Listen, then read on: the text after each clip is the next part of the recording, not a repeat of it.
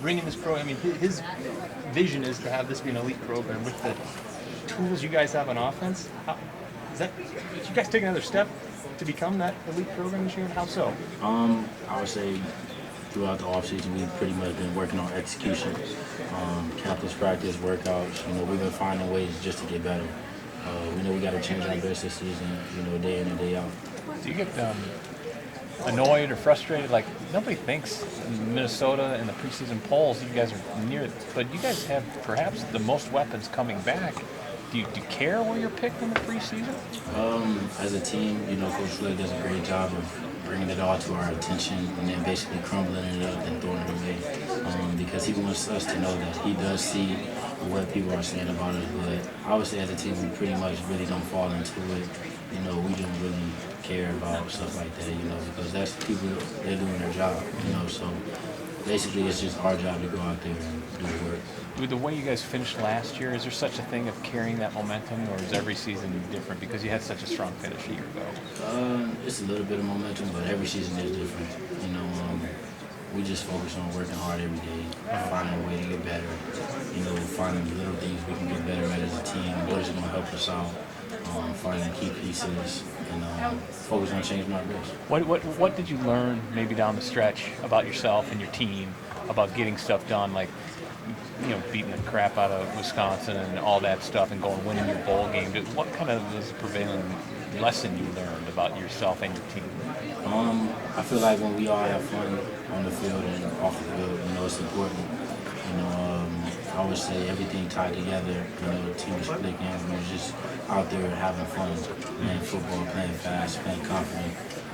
But it was a lot of growth. Over the end of the season. Every day we came in, we worked hard in practice, worked hard in the weight room, and we found a way just to get better at a little thing each day, something different. And finally, we're from Nebraska, so what do you remember about that day in Lincoln? Obviously not the greatest day for the Gophers, but what maybe impressed you about Nebraska and their team? Bright future ahead. They got a great quarterback over there, they got a great offense. Very competitive team, definitely. And then the fans were amazing out there. I always like going to Lincoln, playing out there in front of the fans. Why so good? Like, what do they do that other places don't? Well, I wouldn't say nobody else does it, but, Lincoln has some loyal fans. They sell out all the time. Every time I've been there for sure.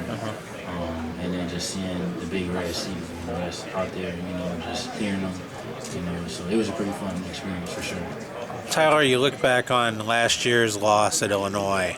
Did that kind of give you guys a springboard for the rest of the season the way it ended? I would definitely have to say, we found things that we had to get better at from that game. We just went out after that game. We came back in the next day. We went over everything, we worked on things, and we found a way to change our best.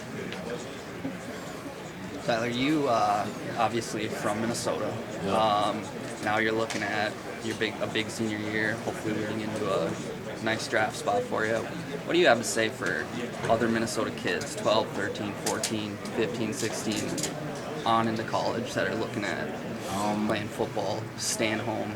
I would have to say, follow your heart, because pretty much at that young of an age, you really don't know what you want to do yet. But find what your heart desires and just go with it. Go with it at 110% every time. And I feel like if you do that, great things will come.